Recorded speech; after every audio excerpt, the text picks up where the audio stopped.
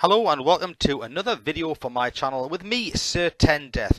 Firstly, an apology. I have been offline regarding my YouTube channel for about a month now. I've actually had one or two problems playing World of Warplanes, and then I was away on a family holiday for a couple of weeks over the Easter, so I've got back into the breach now.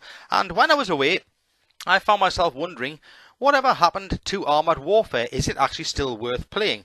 I didn't used to be able to play it very well because I had a very poor internet connection, and therefore when they released their massive updates I couldn't be bothered to download them. But I now have fibre optic broadband, so I decided to download the game again and give it a whirl and see what was going on, because I heard a lot of rumours about it. Firstly, I had heard rumours that basically it was dead and you couldn't get a game, so I decided to get myself one of my TDs, one of the ones that actually you can't get in the game now. It seems to be super rare. It's a Tier 9 premium TD, the B1 Centauro 120 Wolf, and jump into a game and just see whether the rumours were true that nobody actually plays it. Now you will see it's saying 40 people in the queue, which is worrying. That's people, of course, that are queuing, not actually playing. So you can assume that if there's 30 or 40 or 50 people waiting at any given time, some will be in their garage, some will be actually playing the game, so there might be several hundred or maybe 1,000 or two. That's not a lot. There we go. It's only actually taken 34 seconds to get into a game, so I wouldn't say that's too terrible.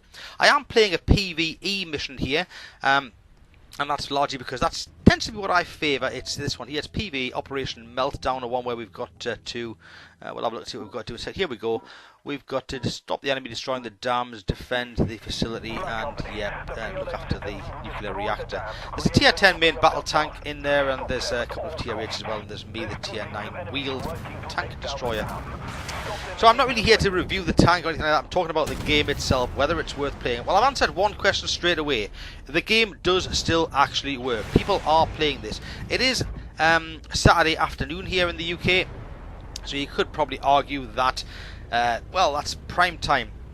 I haven't made this video the very first time I played the game. I've been playing this now for about a week since I came back from my holiday, and I've managed to successfully play several games every single night when I've got in after work, got the kids off to bed. I've been getting onto this game and playing it without any major problems at all. I think the longest I've ever had to wait is around about a minute and a half, maybe just shy of 2 minutes, and that was actually to try one of the different modes, which I'll talk about in a minute or two. So yeah, the game is still alive. It is actually still functioning. It's still working. Whether that lasts forever is a bit debatable. There are a lot of politics going on. The game was developed by Obsidian. I'm not going to talk too much about the politics because I actually don't understand it. Frankly speaking, I don't care too much about it, the ins and outs of what may or may not have happened in the worlds of game development. But I am aware that it was a sort of collaboration between Obsidian and My.com and Mail.ru, and they fell out and they all started calling each other names and said, "Oh, I'm bigger than you," that sort of thing. I don't know exactly what happened, but it seems as though basically they've fallen out of company, and because of that they're not friends anymore, and therefore the game's not being given the attention it was originally. There are strong arguments that, of course, it wasn't advertised well enough as well, that maybe the developers could have done more to push this game. It's been around now in one form or another for about 3 years. I was involved in the open beta testing, and I saw it as a natural competitor to World of Tanks and Armoured Warfare. Had it managed to maintain its player base, it probably would have been. At the minute, you can't argue that it is. I mean, World of Tanks right now will probably have somewhere between 50 and 70,000 people playing on a Saturday afternoon, where this has probably got 1,000 or less playing. So it's not a natural competitor at all right now. But it's certainly not a dead game. It certainly works quite well. One thing that is worth noting here is I used to find that the game you needed basically quite a powerful rig to be able to run it at all. Mine is not a super powerful rig. Actually, my CPU, my processor is 4-year-old. It's an AMD A10 something or other, and my video card is an NVIDIA GTX 9600, and I'm playing this on, I think I'm playing it on medium settings or maybe some of the high settings, and with no real problems. I've got 50, 60 FPS in the top right hand corner there at all, so it's certainly, they've done something to make it a more playable or more accessible game for people who maybe don't have top end machines.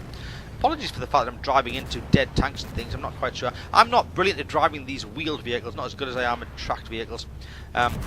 But I just wanted to kind of play around with this credit grinder of mine while having a chat about the game itself. So yeah, there's some politics have gone on. The game is still being worked upon. There are still new updates that appear each week. There are things that are new events, there are new tanks, things happen all the time. So it's not an absolutely dead game, and I would strongly urge people that are maybe sick of playing World of Tanks, so I just want a bit of variation from that and War Thunder to maybe give it a second look.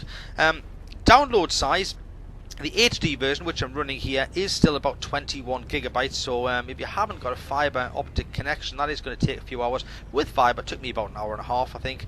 There is an SD version which I installed on my other little laptop I have downstairs, which is not as powerful as this computer.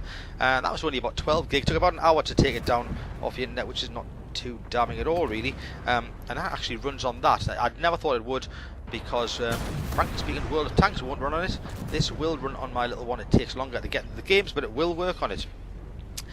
Yeah, so if you do take a look at this game, what's it all about then? Well, it has a lot of similarities to World of Tanks. These are more modern tanks. It's based after the time of World of Tanks. World of Tanks is very much set during the Second World War. Shortly after, this is set significantly after that, based largely upon tanks that are to do with developed from the sort of 1960s, 70s, 80s onwards into current tanks, to be honest.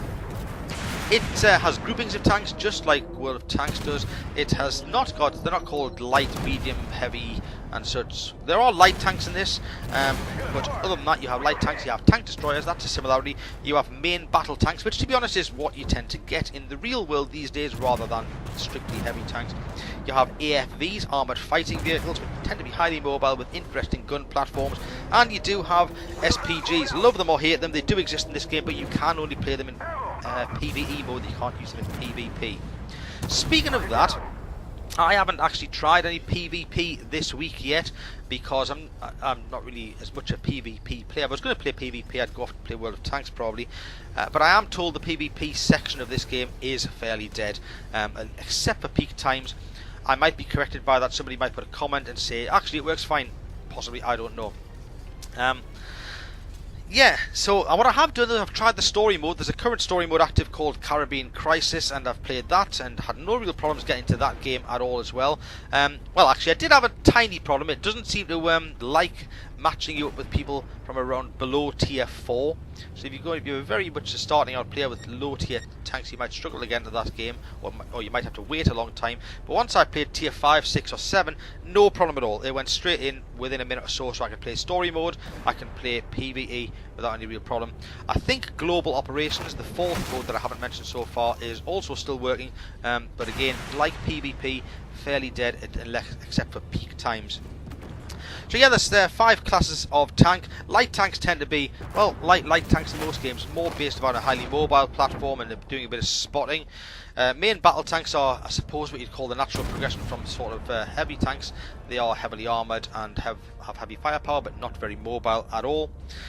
AFVs are very interesting. Armoured fighting vehicles are a very interesting class of vehicle because they tend to be pretty mobile and tend to have awful armour as well, so a bit like light tanks, but rather than being for scouting purposes, they carry some often devastatingly powerful weapons, often including anti-tank guided missiles, which are a huge hoot to play. I will try and do a video over the next few days using maybe another one of my fairly rare tanks, the BMPT Terminator, and show how to throw those missiles around for incredible laughs.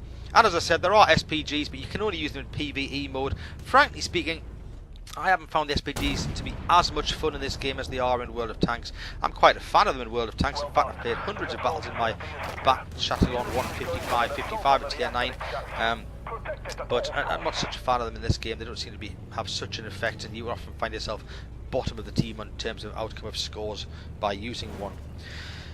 Those different tank classifications are broken down into, rather than being purely by country as they are in other games, you buy your tanks from dealers, sort of illicit black market, dodgy people who will sell you a tank for the right price.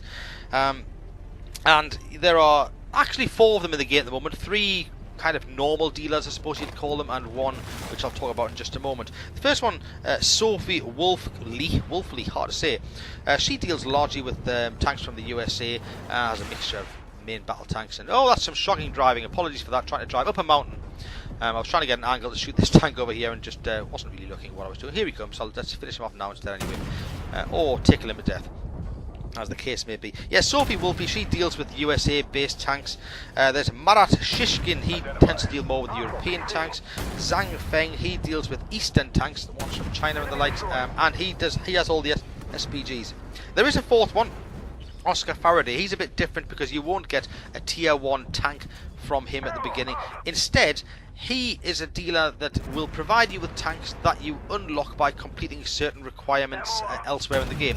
I suppose he's sort of a little bit like in World of Tanks when you do the missions to get the Stug 4 or the T-28 concept or the T-55 or the Object 260. It's a bit like that. You can do missions in this game and then earn the right to buy these tanks from Oscar Faraday when you've done them. I haven't actually completed any of them yet because I've only been replaying the game for a week or so, but I'm currently working on a one where I've got to do 600,000 damage using light tanks of tier 5 or above. That sounds devastatingly hard, but actually, to be honest, it's quite easy to do in this game. 7, 8, 10,000 damage a game. So realistically, you're looking at maybe 80 to 100 games. Not a huge ask. You can do that within a couple of weeks quite comfortably, and then be able to buy one of these semi-rare tanks, I suppose you'd call them. Yeah, so is the game worth playing? I think so. I mean, I always did like it. What I didn't like was the massive downloads, but now that I've got decent broadband, I can cope with that. And it seems as though, since I've had it installed for a week or two, they've stopped releasing massive 20 gigabyte downloads every week or two and cheesing everybody off. Oops, I've just drove around a corner in front of a main battle tank and I've got a lightly armoured vehicle. Run away, run away. Oops, shot me. So what I'm going to do is just throw a bit of smoke out. Oh, look at that. Isn't that pretty? You can throw smoke around it. Oh, Lord, no. Now we've got ourselves another tank behind us. Time to run away again. You will notice, by the way, this tank I'm using, I haven't talked about it really much at all. The B1 Centauro 120 is a Tech Tree tank at tier 9, but this, the Wolf version, is a premium tier 9. It's the only premium tier 9 in the game, and you can't get it now. There's a chance that, of course, it might be released again. I'm throwing some more smoke around because I'm almost dead and I'm running away. Yeah, let's try and get out of here. One thing that I love about this game and always have, one of my biggest bugbears with World of Tanks is that if I've got 10 garage slots and then I've got 10 tanks and I decide to unlock my 11th one, I've got to go and sell one of my tanks. It might be one I love, just to create the space to buy my new tank. In Armoured Warfare, there is no limit on garage size and they don't charge you money for extra garage slots. I have got in my garage every single tank I've ever unlocked and it hasn't cost me a penny to do so. Basically, when you buy a new tank, you get given a garage slot for it. Yeah, another thing that I love about this game, the crews for individual vehicles stay with the vehicles. That's quite normal. But the commanders, you move them around, and each one has a different skill set. In this one at the minute, I think I'm running Victor because he speeds up reloading. If you have Victor in, he gives you 10% faster reload. Trying to think who else I have. I have one which is a kind of a special one I got as a beta tester called Maximilian Koenig or something. He gives you more reputation, which is the equivalent of XP in this game. So in Tech Tree tanks, I would run Maximilian to try and boost my XP up. I have Sabrina Washington, who gives you better camouflage and things. So using your TDs and things, she's quite good for that. So yeah, that's a difference. Is you just swap your commanders around, and you can use them in lots of different vehicles. It doesn't really matter. You don't have to train them really as such. They do an experience themselves. This game's almost finished now. I'm just going to drive around. It only hasn't cut to the cutscene because we must be a bad guy we haven't found yet. Let's go looking for him, see if we can find him.